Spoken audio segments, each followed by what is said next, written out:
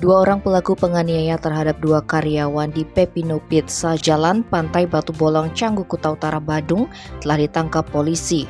Duo WNA Belgia tersebut diketahui bernama Ismail Lamiti, 28 tahun dan Gui Kerl, 27 tahun.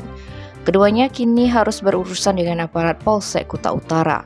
Kapolres Badung AKBP Teguh Priyo Wasono menjelaskan, peristiwa penganiayaan ini bermula ketika korban Putu Sudarmo sedang bekerja di tempat kejadian perkara.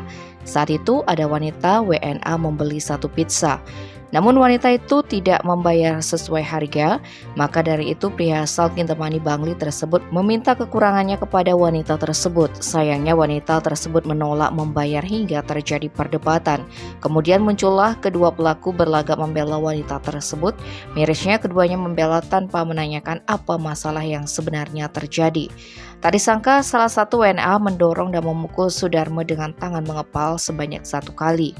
Teman korban bernama Gede Ariana yang bekerja di restoran sebelah TKP pun berniat melerai dan membantu korban. Apes pria asal Seririt Buleleng itu turut menjadi sasaran pemukulan oleh pelaku hingga terjatuh.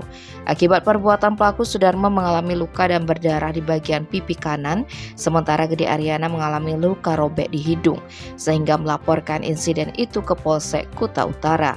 Tanpa buang waktu, aparat meringkus duo WNA Belgia tersebut yang masih berada di sana. Selanjutnya mereka dibawa ke kantor Polsek Kuta Utara untuk dilakukan proses penyidikan lebih lanjut. Saat ini dua WNA itu telah ditetapkan sebagai tersangka dan ditahan. Mereka disangkakan pasal 351 ayat 1 KUHP dengan hukuman penjara selama-lamanya 2 tahun 8 bulan. Tim Bali Express melaporkan.